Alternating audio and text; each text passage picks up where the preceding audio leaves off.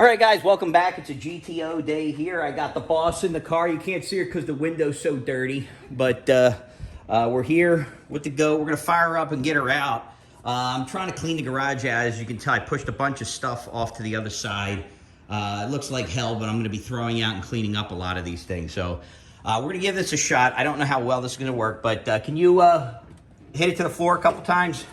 What, the brake or the Gas. I don't know if it's going to stick or not. All right, yeah, I'll do it up here. Here, I got it. Get your foot off. Oh, that thing's bumping into it. All right, crank it.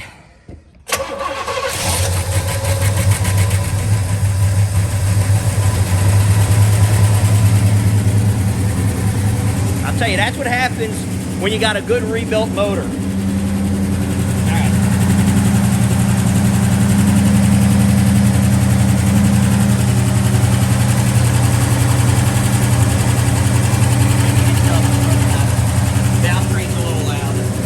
So what we're going to do is we're going to try to move the thing out. What I'm going to try to do is give it a little bit of... I got to get it to kick down first. There we go. All right. All right, throw it in gear.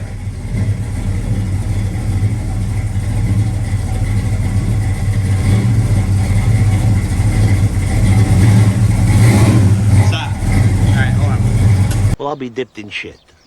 Okay, so we just tried to put it in gear and get it out of the car, get it out of the garage. That's not going to work because the transmission has leaked so much that there's not enough fluid in it. I currently do not have any transmission fluid for this car. It's also smoking like a pig. So what we're going to do is I'm going to push it out, and then we're going to try to push it back in later. But I got two people, and if I have to, I'll get my snowblower, because that's what I used the last time. So let's get this thing out.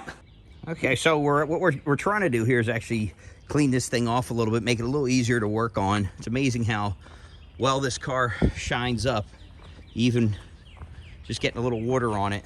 I'm not going to do much to it beyond cleaning it up initially. We'll maybe put a bumper on. I want to get all the electrical working, but we're going to spray her down. It's soaked it a little. It's looking a little rough. You can see like the paint scratches and stuff like that, but we'll clean her up real nice. At least for now. This is going to be one dirty chamois when it's all said and done. Uh-oh. What's up, Al? Just passing through. Don't lick. Don't lick. She says, like, not good. All right, let's get her washed.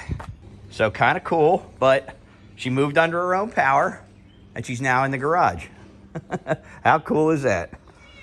So she moved under her own power. She needed some transmission fluid, unsurprisingly. Brakes are horrible. It's diving all over the place, as you would expect, but pretty awesome feeling. So what are we doing next? I got to get some exhaust fixed. You know what? I got to figure out what I really need, because it's not smoking. It wasn't smoking really bad now, so I'm not 100% sure what I really need to do on this just yet. I do got to take a look under there. It definitely leaked at least 2 to 3 quarts of fluid.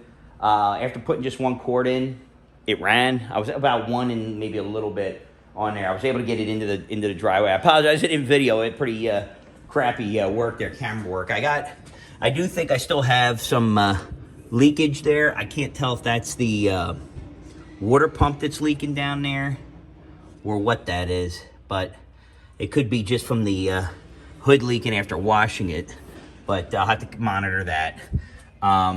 That's for the fuel line leaking thing. Dumb, I know that I'm driving it, but I'm just moving it in and out of the driveway. So this is pretty awesome. She drives.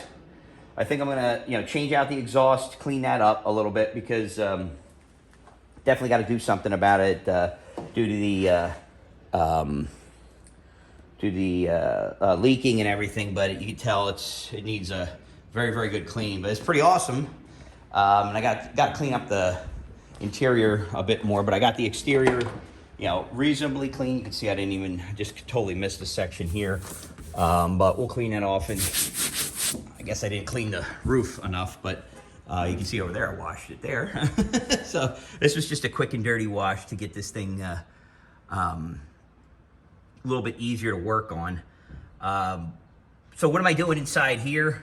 I wiped down the panels, just a real quick look, see These aren't too bad. Eventually, I'll clean up the entire interior. Back seat's in pretty good shape. I'm gonna wipe that down. Headliner's in great shape. Sorry for the turn here, if you can see it. Headliner's in really good shape. Dash is okay, couple little things here and there. I'm gonna replace the bezels. We're probably gonna do a mild, like, Restomod. You can see the rat's nest of wiring under there. It's a real pain in the butt. We'll get that fixed. For right now, I want to get her going, driving. I'll probably replace the exhaust just because it's so rotted underneath there. But overall, very happy. She moves. I couldn't do the camera work on it because the brakes for the four-wheel drums are so locked up that you can hear them grinding. And then when you hit it, it'll dive to the left or dive to the right. So it was a little nerve-wracking trying to get it back into the garage, but got it back in. So pretty awesome. I think I'll at least probably change it to a front disc setup for now, just so I can have a little bit better control. I'll clean up the drums in the back, so we'll get to that. We'll get going on that routine maintenance, and I gotta figure out what the heck's leaking on the transmission. So next thing, get her up in the air. All right, folks. So we're under the goat. You can see the nice fresh new filter, but I'm looking under here trying to triage the damage. Something's still leaking on it. Looks like a little oil pressure sending unit's probably leaking. If we go under here and look up, this doesn't look too bad. I don't think this is leaking. I think what was burnt, the smoking, is something leaking because it wasn't really smoking when I pulled in. But if I can back up enough to show you, geez, like oil just pouring off this thing. But like I said, we were able to, oh man, look at that. This is like right up against the exhaust. Good Lord. Okay, so that's no good. I gotta figure out what's going on there. I don't know if that's the vacuum modulator or what that is, but this is just pure insanity. I'm gonna zoom out there so we can get a better view. But look at this. It's just crud for days. And what's weird is the converter's dry, which is a really good sign. But I don't know why this is so bad. And if we come back here a little bit and look, it's equally as bad. So just oil and grime. Top looks good. It doesn't look like it's leaking out of the hoses. I don't know if it's the vacuum modulator that's doing it or what, but you can see right here is what spilled out of it. So I put some Dextron 4 in there that I had from the SS. Those wheels right there, I think they're fast lanes is what they're called. Billet Specialty fast lanes. I did put a little bit of whatchamacallit on it, plastic dip there at one point, but they'll clean up real nice. They're for sale. I'm selling all that stuff off of, it was the old Cutlass wheels. We're just going through here kind of taking a look and seeing what's doing. She's bad. Very, very wet under here. I don't know, maybe what I could do, if I drop the exhaust, I may be able to do this without even pulling the transmission. Though, pulling the transmission is probably the easier. And we're gonna bring this back this way here, take a look over here. Yep, just as bad. All right, folks, so I think that's it for today. I think it's a good surveying of what I really need to do on the car. The underneath's a mess, so we definitely need to clean that up. You know, painting and all that stuff, that can wait. I do think, though, if we just get under the hood here for a second, I do need to do a couple things. I want to get a better fuel filter. This leaks a little bit. Carb is not leaking, which is pretty awesome. Here's that vacuum modulator line I mentioned. Just kind of sits weird. I got to do something better with that. I think what I'm going to do is there's a post right there. Right, let's see if I can get the finger of God. Right there, boop, right there. That I'm going to grab this line with. Let's see if I can do it and somehow not kill myself and hold this up kind of like that. But I got to be careful because then it pulls out of the carb like I just did. So let me back that out. See if I can do this while videoing one-handed.